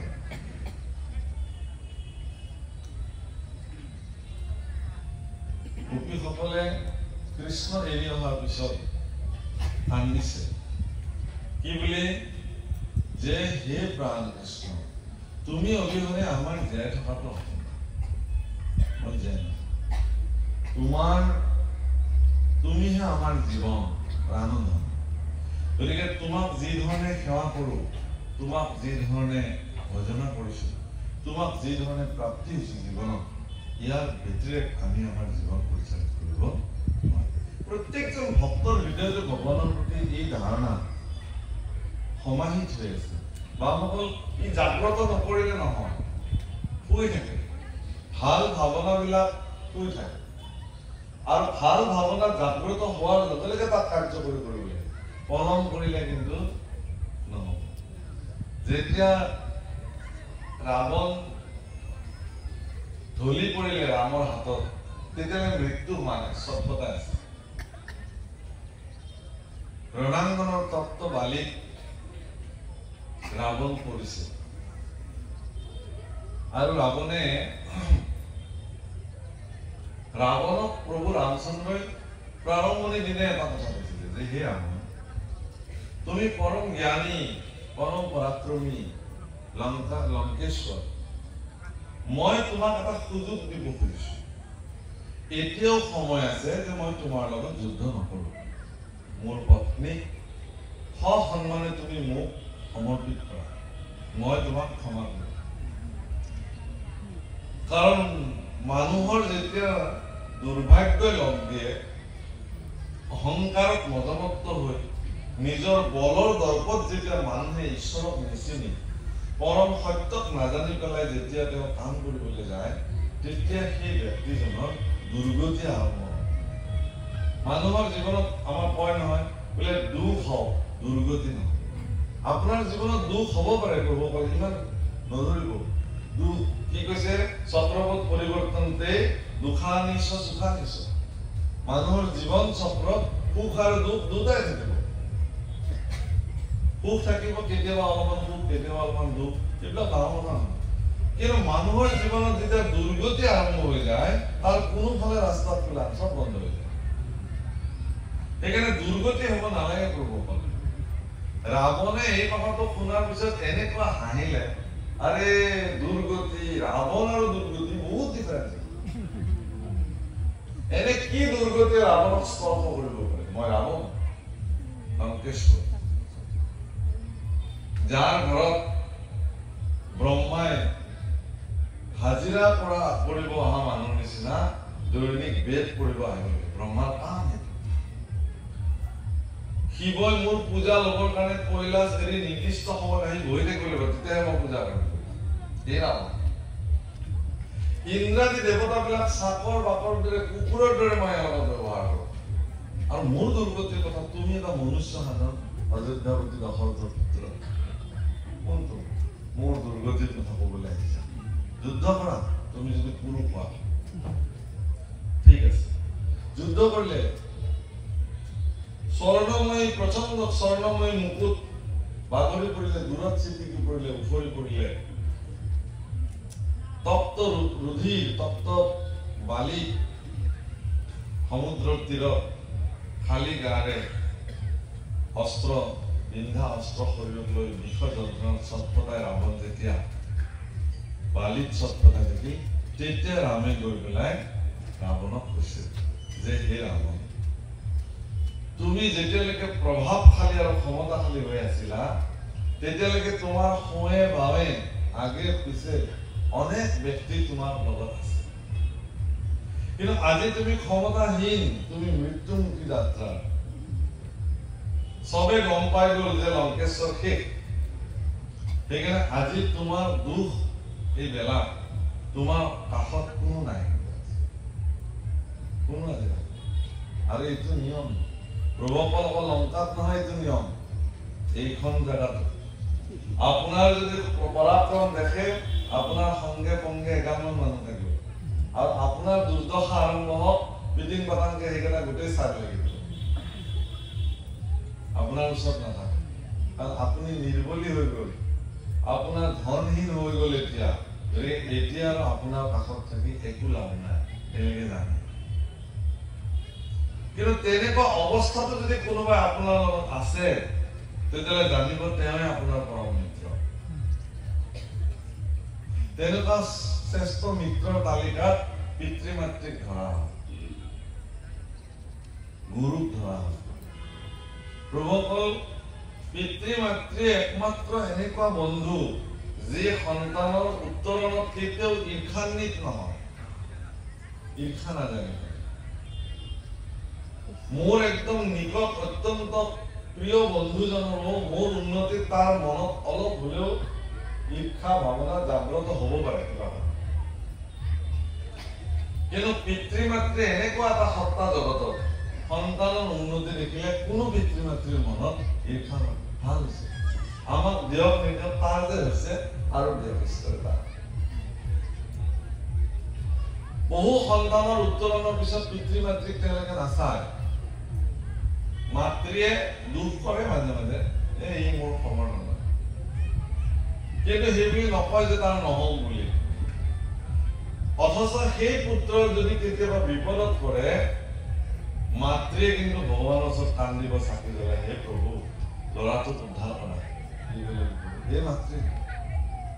গতিকে আচল বন্ধু কোন? তেতিয়া পিতৃ, মাতৃ, গুৰু আৰু ঈশ্বৰ এখানে ইন্দ্ৰজনে কৈছে তুমি ব্যতিৰেকে নাহি বন্ধু আৰ যি মোৰ চিন্তা কৰে তোমাৰ ব্যতিৰেকে মোৰ আৰু কোন বন্ধু আছে যি মোক মোৰ কথা চিন্তা কৰে বেলেগে নকৰে সেইকাৰণে ৰাৱণকো এই ৰামে কৈছে যে তুমি যে কি দুৰ্গতি বুলি সুধিছিলা ইয়াকে দুৰ্গতি বোলে এইটো হ'ব নালাগে বিভীষণ জাম্বুবন্ত ৰামচন্দ্ৰক কৈছিলে যে প্ৰভু মই এটা আপোনাক পৰামৰ্শ দিব খুজিছো কি যে ৰাৱণ এগৰাকী বিশিষ্ট ৰাজনীতিবিদ আছিল গতিকে তুমিতো ইয়াৰ পৰা গৈ ৰাজ্য চলাব লাগিব গতিকে এই চান্সতে অকমান ৰাৱণৰ পৰা ৰাজনীতি শিক্ষা গ্ৰহণ কৰা আৰু ৰামে সঁচাকে ৰাৱণক কৈছে যে তুমিতো ধন্য তুমিতো ৰাজনীতিবিদ আছিলা গতিকে তুমি মোক অকমান ৰাজনীতি শিক্ষা দিয়া ৰাৱণে এটা ডাঙৰ ৰাজনীতিক শিক্ষা তেওঁ দিছে কৈছে কি যে মনত যি সদ্ভাৱনা সৃষ্টি হয় ৰজাই তৎক্ষণাত তাক কৰি পেলাব লাগে প্ৰজাৰ মংগলৰ এইটো ডাঙৰ কথা আৰু ইয়াতো সেইকাৰণে কৈছে যে সত্তৰে মনত কৃষ্ণ ভজনাৰ কথা অহাৰ লগে লগে ভগৱানৰ ওচৰত নিজক সমৰ্পিত কৰি দিব লাগে কৃষ্ণ ইয়াতকে আৰু শ্ৰেষ্ঠ কৰ্ম জগতত একো নাই হে ৰাম হৰিষে পৰম প্ৰিয় আত্ম পিতা মাতা হৰিষে ঈশ্বৰ হবে সুখ দুখ দাতা ইহ পৰলোক হৰি বিনে নাহি কেব হেন জানি হৰিৰ চৰণে কৰা সেৱ হৰিষে তাৰিবে ঘূৰ সংসাৰ নদীত